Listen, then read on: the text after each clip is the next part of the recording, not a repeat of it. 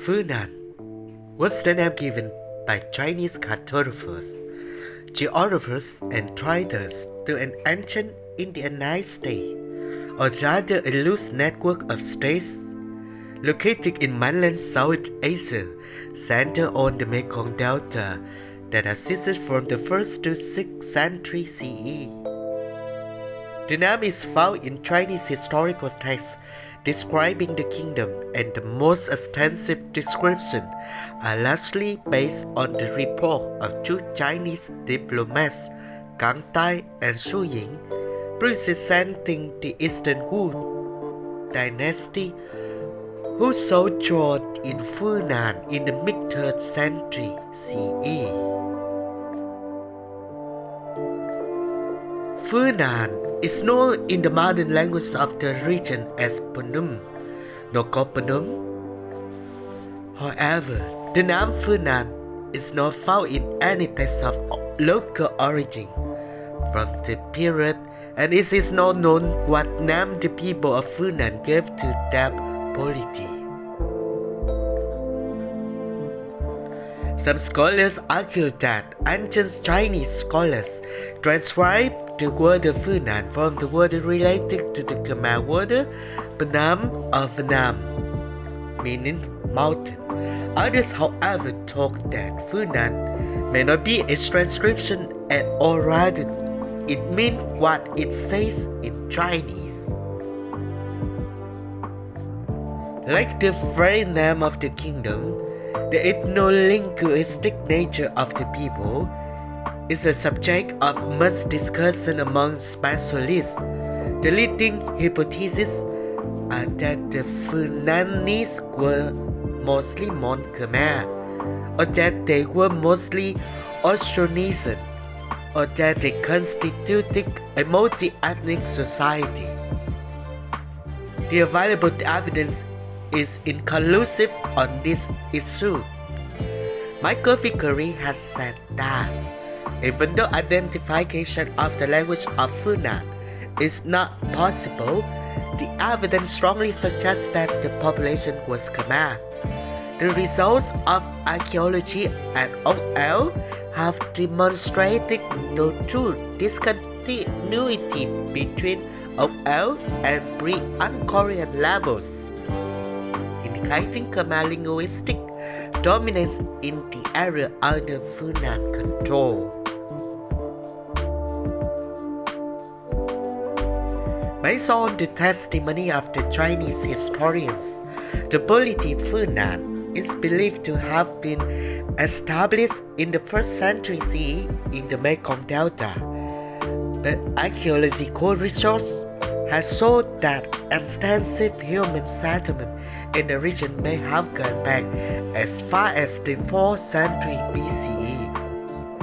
Though regarded by Chinese authors as a single unified polity, some modern scholars suspect that Funan may have been a collection of city-states that sometimes were at war with one another and at other times constituted a political unity.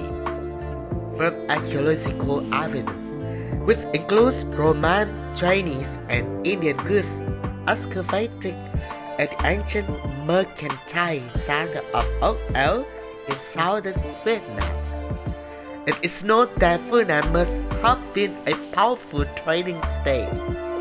Excavations at Angkor Paret in southern Cambodia have likewise delivered evidence of an important settlement. Since OL was linked to a port on the coast and to Angkor Paret by a system of canals, it is possible that all of these locations together constituted the heartland of Funan. Some scholars have advanced speculative proposals regarding the origin and meaning of the word Funan.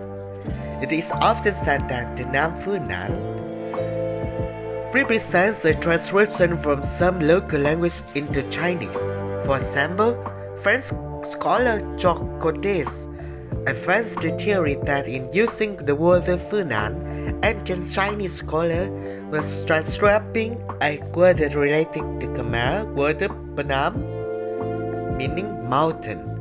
However, the epigraphist Claude Jacques pointed out that this explanation was based on a mistranslation of the Sanskrit word Pavatapu Bala in the ancient inscription as equivalent to the Khmer word Panam, and a misidentification of the king Bavaman I mentioned in them as the conqueror of Funan.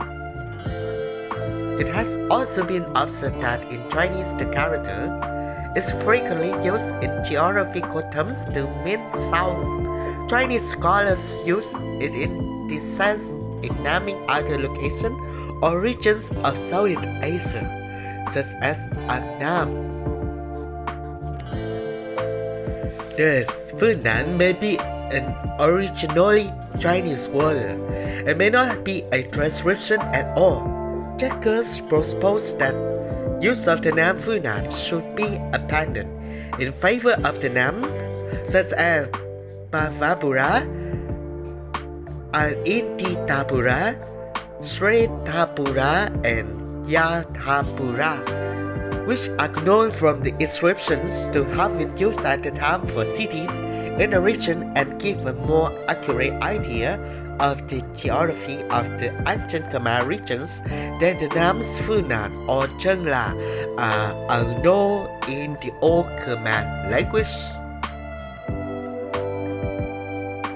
The first modern scholar to reconstruct the history of the ancient polity of Funan was Paul Pelliot, who in his groundbreaking article, Le Funan, of the year 1903 drew exclusive on Chinese historical records to set forth the sequence of the documented events connecting the foundation of Funan in approximately the 1st century CE with its demise by conquest in the 6th to 7th century. Scholars critical of the Pelliot's Chinese sources have expressed skepticism regarding his conclusion. Chinese records dating from the 3rd century CE, beginning with the Chang Kuo-shi, completed in year 289 CE by Zheng Shou, recorded arrival of two Funanese embassy at the court of Lu Dai, governor in the southern Chinese kingdom of Hu, the first embassy arriving between 225 and 230 CE, the second in the year 243. Later sources at the Liangshu of Yao Cha and Yao Xiling completed in year 636 because the mission of the 3rd century Chinese invoice Kang Tai and Shu Ying from the kingdom of Hu to Funan. The writings of this invoice, to no longer extend in their original condition, were asserted and assets preserved in the later dynastic histories and form the basis of much of what we know about Funan. Since the publication of Pelliot's article, archaeological excavation in Vietnam and Cambodia, especially excavation of the site related to the old elk culture, have supported and supplemented his conclusion.